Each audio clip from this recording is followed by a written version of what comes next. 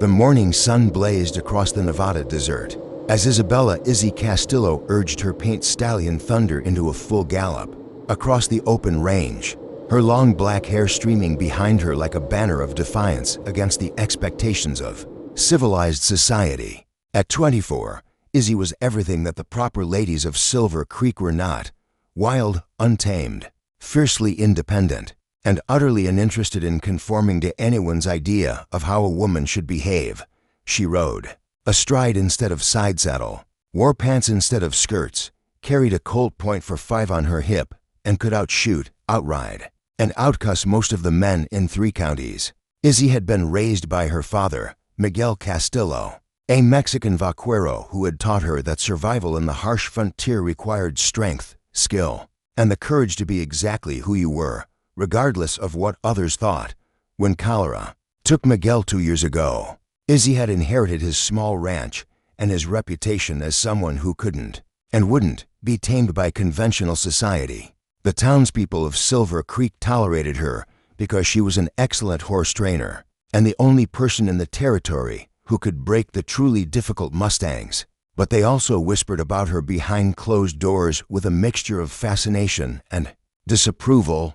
"That Castillo girl is too wild for any decent man," the church ladies would cluck disapprovingly. "She needs a firm hand to teach her proper feminine behavior.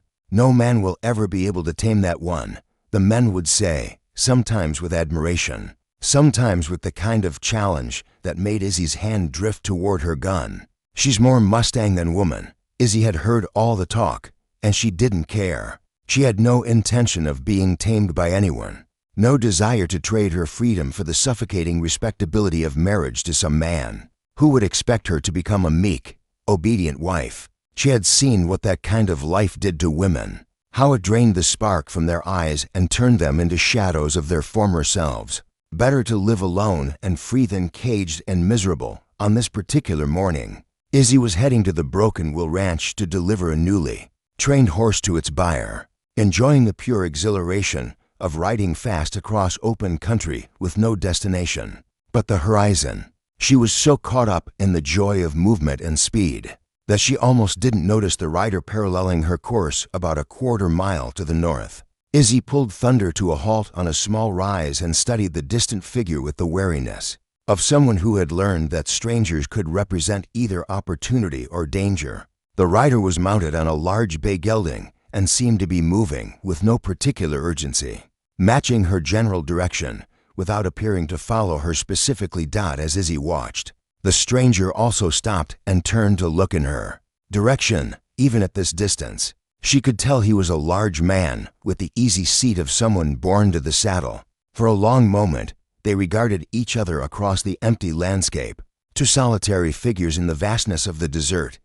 Then, to Izzy's surprise, the stranger touched the brim of his hat in a gesture of respectful acknowledgement and resumed his journey, making no attempt to approach her or change his course to intercept hers. Izzy was intrigued despite herself. Most men who encountered her riding alone either tried to rescue her from the dangers of being unescorted, or they saw her as an opportunity for the kind of attention she had no interest in receiving. The stranger had simply acknowledged her presence and continued on his way, treating her as he might treat any other competent rider sharing the same general direction. Curious now, Izzy urged Thunder forward, angling her course slightly northward, to get a better look at this unusually respectful stranger. As she drew closer, she could see that he was indeed a large man, probably in his early 30s, with dark hair and the weathered appearance of someone who spent his life outdoors. His clothes were practical working gear, worn but clean leather, chaps, a faded blue shirt, and a hat that had seen better days but was shaped by years of honest use. When the distance between them had closed to about 50 yards, the man looked over at her and smiled, not the leering grin she was used to from men who thought her unconventional appearance was an invitation, but a genuine, friendly expression that reached his eyes. "Morning, miss," he called out, his voice carrying clearly across the desert air. "Beautiful day for riding." "That it is," Izzy replied, studying his face for signs of the agenda that most men seemed to have when they spoke to her. She found none, just honest appreciation for good weather and the pleasure of riding. You heading toward Broken Wheel? The stranger asked, noting the general direction of her travel. I am, you? Same direction. Mind if I ride along? It's always nice to have company on a long journey. And this country can be unpredictable. Izzy considered his request carefully. She was perfectly capable of taking care of herself. But there was something about this man's manner that intrigued her. He wasn't trying to protect her or control her route. He was simply suggesting they share the road like any two travelers might. I don't mind company, Izzy said finally. But I should warn you, I ride hard and fast. I'm not the type to slow down for anyone. The stranger's smile widened. Ma'am, I wouldn't dream of asking you to change your pace. I'll just do my best to keep up. As they rode together across the desert, Izzy found herself stealing glances at her unexpected companion. His name, she learned, was Nathan Reed, and he owned a ranch about 20 miles south of Silver Creek. He was traveling to Broken Wheel to look at some breeding stock, and he rode with the unconscious skill of someone who had spent his entire life on horseback. More importantly, Nathan seemed completely comfortable with Izzy's unconventional appearance and behavior. He didn't comment on her pants or her gun, didn't suggest she should be riding side saddle, didn't ask where her escort was or imply that she shouldn't be traveling alone. He simply accepted her as she was and adjusted his own behavior accordingly. When Izzy urged Thunder into a gallop to test Nathan's claim that he could keep up, he matched her pace effortlessly, his bay gelding proving to be as sure-footed and fast as her own mount. When she took a challenging route over rocky terrain that would have made a cautious rider nervous, Nathan followed without hesitation or complaint. You ride well, Izzy called out as they slowed to rest their horses near a small creek. Thank you, Nathan replied, dismounting to let his horse drink. You ride better. That stallion of yours has spirit, but he trusts you completely. That kind of partnership doesn't happen by accident. Izzy felt a flutter of pleasure at his professional assessment of her horsemanship. Most people either feared Thunder's spirited nature or assumed Izzy was reckless for riding such a powerful animal.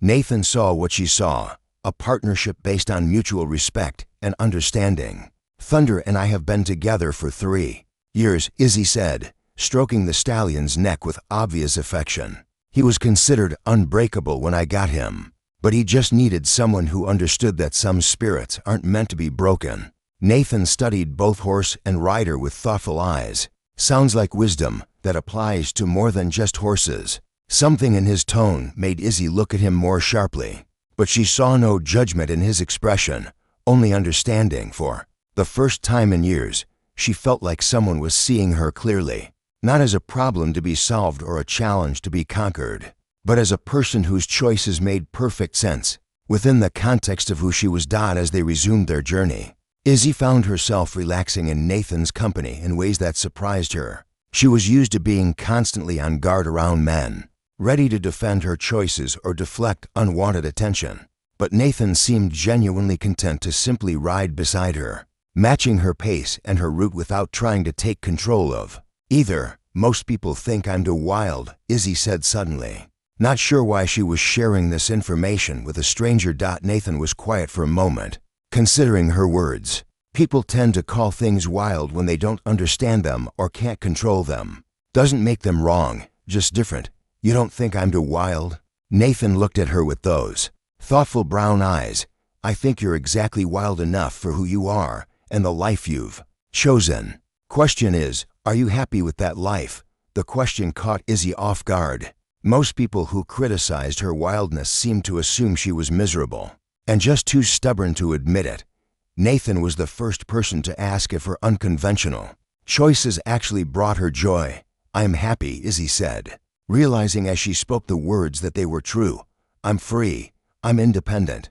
I can take care of myself, and I don't have to pretend to be something I'm not to please other people. Then you're living exactly the life you should be living, Nathan said simply. Anyone who has a problem with that is probably jealous that they don't have the courage to do the same. As they approached the Broken Wheel Ranch in the late afternoon, Izzy realized she was sorry to see their journey together come to an end. Nathan had been the most comfortable traveling companion she had ever had, someone who matched her pace without trying to change her direction, who appreciated her skills without feeling threatened by them, who accepted her wildness as a natural part of who she was rather than a flaw to be corrected. "I enjoyed riding with you today," Izzy said, as they prepared to part ways at the ranch entrance. "So did I," Nathan replied sincerely. "I hope our paths cross again sometime." "They might," Izzy said, surprising herself with how much she hoped that would be true. "The territory's not that big, and we seem to travel the same roads." Nathan smiled, and Izzy felt that flutter in her chest again. "In that case, I'll keep my eyes open for a beautiful woman on a paint stallion who rides like the wind." As Izzy watched Nathan ride away toward the ranch house, she found herself thinking that maybe, just maybe, there might be one man in the world who could appreciate her wildness without wanting to tame it. The question was whether she was brave enough to find out if that hope might be justified. For the first time in years, Izzy Castillo was looking forward to the possibility of meeting someone again, rather than avoiding such encounters altogether.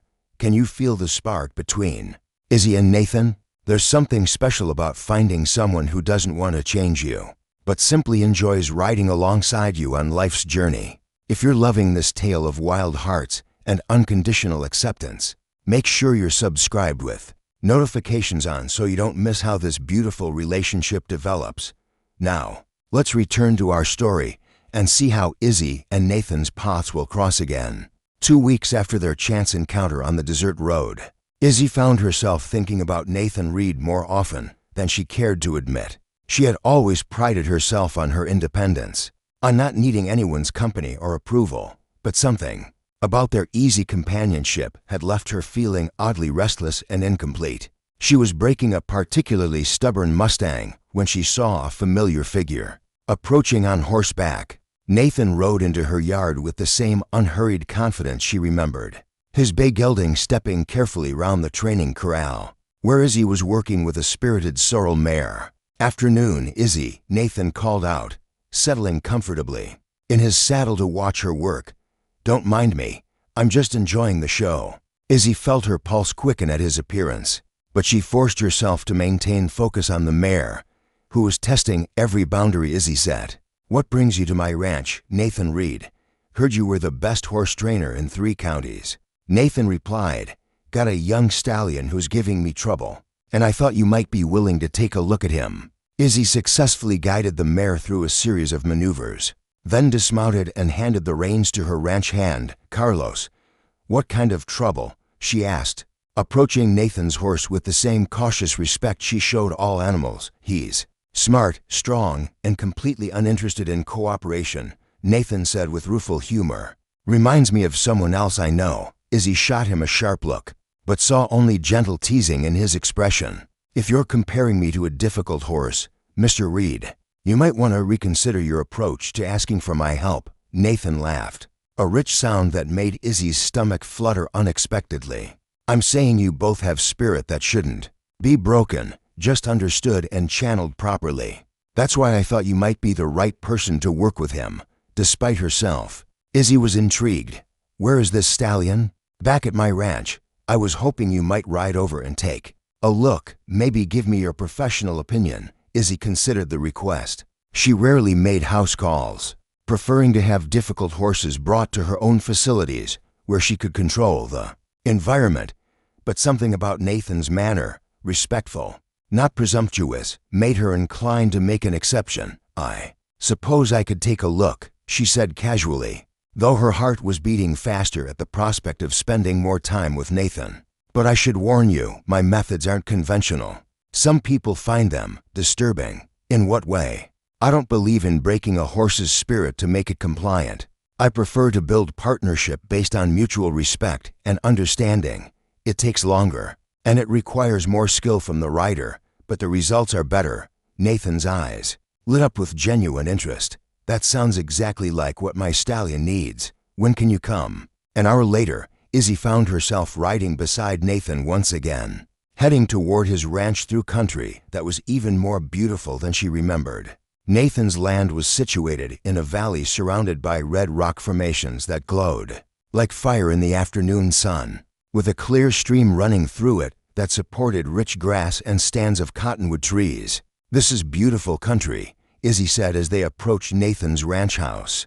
A solid log structure that looked like it had been built to last for generations. It suits me. Nathan agreed.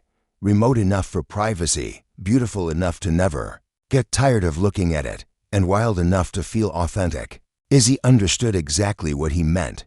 Nathan had found a place that matched his nature rather than trying to adapt himself to what was available or socially acceptable. The stallion in question was a magnificent black animal with intelligence and fire in his eyes that reminded Izzy strongly of thunder. As soon as she saw him, she understood both Nathan's attraction to the horse and his frustration with training him. "He's beautiful," Izzy said, studying the stallion's conformation and attitude. "But he's not a horse for everyone. He's got the kind of spirit that will either make him magnificent or dangerous, depending on how he's handled." "That's exactly what I was thinking," Nathan said. "I've been working with horses for 15 years. But this one, he's different. Smarter, more willful, more wild, I suppose." Izzy spent the next hour observing the stallion, noting his responses to different stimuli and his interactions with the other horses in the pasture. She could see that he was a natural leader, the kind of horse that other animals look to for guidance and protection. "His name's Diablo," Nathan said, as they watched the stallion demonstrate his dominance over a smaller gelding. "The previous owner couldn't do anything with him." "Diablo," Izzy repeated thoughtfully. "Devil. Interesting choice for a horse that's probably just misunderstood rather than actually malicious." "What would you call him?" Izzy studied the stallion's proud bearing and intelligent eyes. "Storm. Maybe a rebel. Something that acknowledges his strength and independence without making him sound evil." Nathan nodded slowly. "Storm. I like that better. Makes him sound powerful rather than dangerous." Over the following weeks, Izzy found herself making regular trips to Nathan's ranch to work with Storm. The stallion proved to be every bit as challenging and intelligent as she had expected, but also surprisingly responsive to her patient, respectful approach. More importantly, Izzy found herself looking forward to these visits for reasons that had nothing to do with the horse.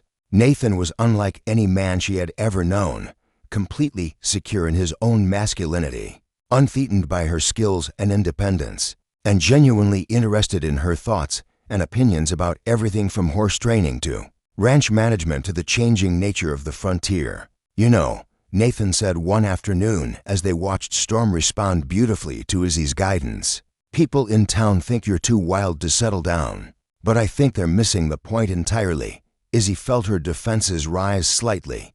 "What do you mean?" "I mean you're not wild because you're reckless or irresponsible. You're wild because you refuse to compromise your authentic self to fit into other people's narrow definitions of how you should behave. That's not a flaw, that's integrity." Izzy stared at him, feeling something shift inside her chest. Most people see it as stubbornness or defiance. Most people are afraid of authenticity because it challenges them to examine their own compromises. Nathan replied, "It's easier to call you wild than to admit they're envious of your courage." As summer turned to autumn, Izzy and Nathan's professional relationship deepened into something more personal and meaningful.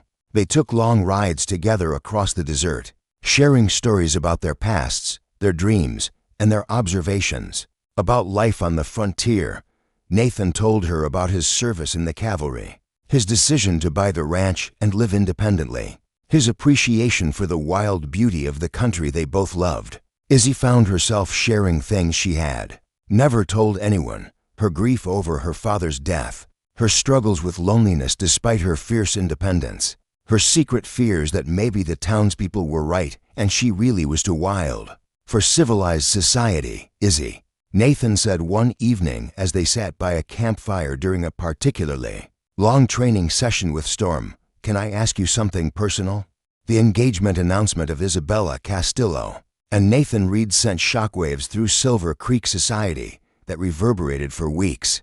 The idea that someone had not only proposed to the untamable Izzy Castillo, but that she had actually accepted, challenged every assumption the townspeople had made about both of them. "I never thought I'd see the day," marveled Mrs. Henderson at the weekly ladies' auxiliary meeting.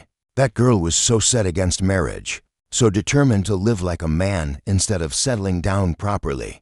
Maybe Mr. Reed will finally civilize her, suggested Mrs. Patterson hopefully. A firm husband's hand can work wonders with a willful woman. But those who actually knew Nathan and Izzy understood that this wasn't going to be a traditional marriage where the woman was expected to transform herself to fit her husband's expectations. Nathan had made it clear to anyone who asked that he had no intention of changing Izzy in any way. I fell in love with exactly who she is, Nathan told the men at Murphy's saloon when they ribbed him about taking on such a challenging wife. Why would I want her to become someone different? The wedding took place on a crisp October morning, in the desert where Nathan and Izzy had first ridden together, with only a small gathering of close friends and the local minister in attendance. Instead of a traditional white gown, Izzy wore a beautiful dress of deep blue that matched her eyes, with comfortable boots that would allow her to move freely. Nathan wore his best suit, but he'd made sure it was practical enough for riding. Do you, Nathan Reed, take Isabella Castillo to be your lawfully wedded wife, to love and to cherish, to honor and to protect, in sickness and in health, for better or worse, as long as you both shall live? I do, Nathan said firmly, his eyes never leaving Izzy's face. And I promise to love not just the woman you are today, but to support and celebrate whoever you become tomorrow. I promise to ride beside you on whatever adventures life brings, and to never try to cage the wildness that makes you who you are. The minister looked slightly confused by Nathan's unconventional vows, but continued with the ceremony. And do you, Isabella Castillo, take Nathan Reed to be your lawfully wedded husband, to love and to cherish, to honor and to support, in sickness and in health, for better or worse, as long as you both shall live? I do, Izzy replied, her voice strong and clear. And I promise to share my wildness with you rather than using it to keep you at a distance. I promise to be your partner in all things, to trust in your love even when the world tells me I should change, and to show you every day that a wild heart can love as deeply and faithfully as any tame one. When the minister pronounced them husband and wife, Nathan and Izzy's kiss was witnessed by a small group that understood they were seeing something rare and beautiful to people who had found perfect acceptance and love in each other's authentic selves. The reception that followed was unlike any wedding celebration Silver Creek had ever seen. Instead of a formal dinner and dancing, Nathan and Izzy had organized a riding exhibition that showcased their skills and their partnership. They rode together across the desert, demonstrating the kind of synchronized horsemanship that spoke of deep trust and understanding. Look at them, said Carlos, Izzy's longtime ranch hand, as he watched the newlyweds ride in perfect harmony. Segura Izzy, she is still herself, but now she has someone to share the sky with. Indeed, marriage had not tamed Izzy Castillo Reed. It had freed her in ways she hadn't expected. With Nathan's love and support, she felt brave enough to be even more authentically herself, to take bigger risks, to dream larger dreams than she had ever dared when she was protecting her independence so fiercely. 6 months after their wedding, Izzy and Nathan started a horse breeding and training operation that quickly became renowned throughout the territory. Their methods, based on partnership rather than domination, respect rather than fear, produced horses that were not only well-trained, but also retained their spirit and intelligence. The Reed horses are different. People would say they're trained, but they're not broken. They work with their riders instead of just obeying them. The success of their business was a direct reflection of their marriage, a partnership between two strong individuals who brought out the best in each other, rather than trying to diminish each other's natural strengths. You know what I love most about being married to you? Izzy asked Nathan one evening as they sat on their porch, watching Storm play with the young foals in the pasture. What's that? Nathan replied, pulling her closer against his side. I love that I'm still me, but I'm a better version of me. You didn't tame my wildness. You gave it purpose and direction. You showed me that being wild doesn't have to mean being alone. Nathan kissed the top of her head, breathing in the scent of sunshine and freedom that always seemed to cling to her hair. You did the same for me, you know. I was hiding out here, living a safe, solitary life because I was afraid of getting hurt again. You showed me that some risks are worth taking, that some people are worth being vulnerable for. Their first child was born on a storm-swept night in spring, a daughter they named Aurora for the way she seemed to bring light to everything around her. Even as a baby, Aurora showed signs of inheriting her mother's spirited nature, and both parents celebrated this rather than worrying about it. She's going to be a handful, the town doctor predicted, watching 6-month-old Aurora try to climb out of her crib with the determined focus of a natural escape artist. Good, Izzy and Nathan said in unison, then laughed at their synchronized response. They raised Aurora, and later her two younger brothers, to be strong, independent, and authentic to their own natures. The Reed children were known throughout the territory for their excellent horsemanship, their fearless spirits, and their complete confidence in their parents' love and support. "How do you do it?" asked Martha Simpson, a neighbor who struggled constantly with her own conventional children. "How do you raise children who are so well-behaved but also so free?" "We don't try to break their spirits," Izzy explained simply. "We teach them to channel their energy constructively, to respect others while staying true to themselves. Children who feel accepted for who they are don't need to rebel or act out." Years later, when Izzy was in her 40s and had become something of a legend in the territory for her horsemanship and unconventional wisdom, young women would come to her for advice about love and marriage. "Mrs. Reed," they would ask, "how do you know if a man really loves you for who you are, or if he's just hoping to change you once you're married?" Izzy would always give the same answer: "A man who truly loves you will never ask you to be less than you are. He might challenge you to grow, to be better, to reach for bigger dreams, but he'll never ask you to diminish yourself to make him comfortable." Real love doesn't tame, it liberates. On their 20th wedding anniversary, Nathan surprised Izzy with a special gift: a wild Mustang mare that had been captured but never broken, a horse with the same fierce independence and spirit that had first attracted him to his wife. "Her name is Freedom," Nathan said as they watched the beautiful mare pace restlessly in the corral. "I thought you might enjoy the challenge of working with her." Izzy looked at the mare, then at her husband, her heart overflowing with love and gratitude. "Nathan Reed, after 20 years of marriage, you still understand me perfectly." "I should hope so," Nathan replied, pulling her into his arms. "I've been studying my subject very carefully." As they kissed under the star-filled desert sky, surrounded by the horses they had trained together and the children they had raised to be strong and free, Izzy marveled at the journey that had brought them to this moment of perfect contentment. She was still wild, still untamed, still fiercely independent, but now her wildness had found its perfect complement in Nathan's steady strength. Her independence had found its perfect balance in their partnership, and her free spirit had found its perfect home in the heart of a man who had never tried to cage her but had simply chosen to fly beside her. The townspeople had said she was too wild to tame, and they had been absolutely right. But Nathan had never tried to tame her. He had simply loved her wild heart so completely that she had chosen to share her untamed spirit with him for the rest of their lives together. They had proven that the greatest love stories weren't about changing someone to fit your expectations, but about finding someone whose authentic self complemented yours so perfectly that you could both be completely yourselves while building something beautiful together. In the end, Izzy Castillo Reed remained as wild and free as she had ever been. She had simply found someone worthy of sharing the sky with, someone who understood that the most precious gift you could give a wild spirit was not a cage, but another pair of wings. Nathan had never tried to tame her. He had just ridden beside her, matching her pace and sharing her adventures, proving that some love stories are written not in the taming of wild hearts, but in the celebration of them. And they lived wildly, freely, and completely authentically ever after.